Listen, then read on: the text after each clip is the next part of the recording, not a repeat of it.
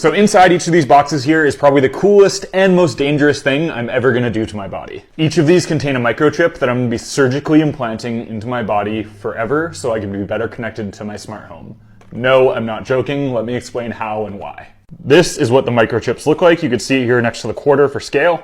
And this is what the tool looks like that's going to be injecting it into me. As you can see here, it's a very, very big needle with an opening on the end where the chip will be deposited out.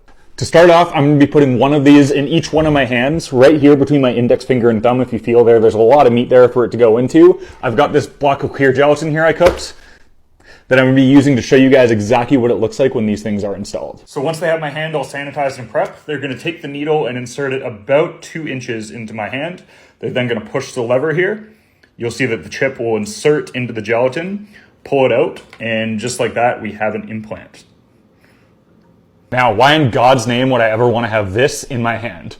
Let me explain. So first off, what are these things? Most of these are NFC tags or RFID tags. NFC and RFID are 2 forms of wireless communication that don't require batteries. A really common use case for RFID is the building fob that you use to scan in and out of apartments. NFC, for example, they are used on certain things like these gym pass cards where you scan in to get in and out of the gym.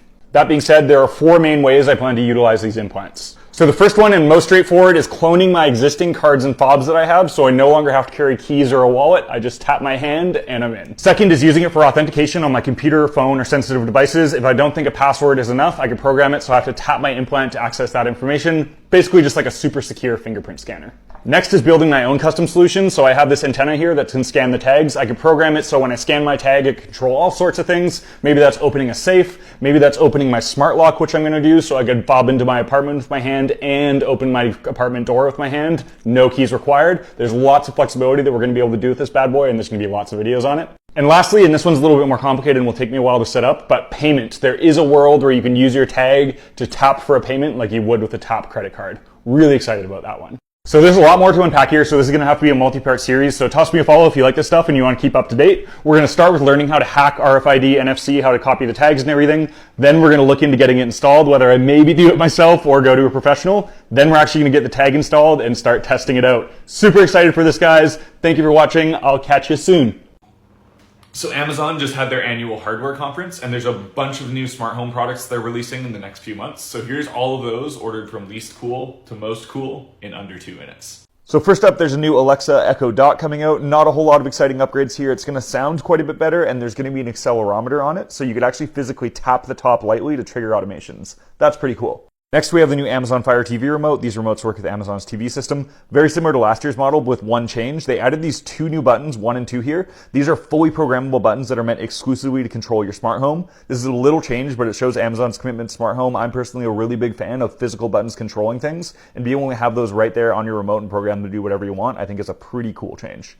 All right, now we're getting into the cool new stuff. This is called the Amazon Halo Rise. It's a sleep tracker / bedside lamp product that they released. Big selling point behind this thing is it has a big radar sensor here on the front that can really accurately track your sleep. It could track things like when you fall asleep, when you're moving, and it's even accurate enough to track each single breath you take, to track your breath per minute and make sure you're sleeping healthily.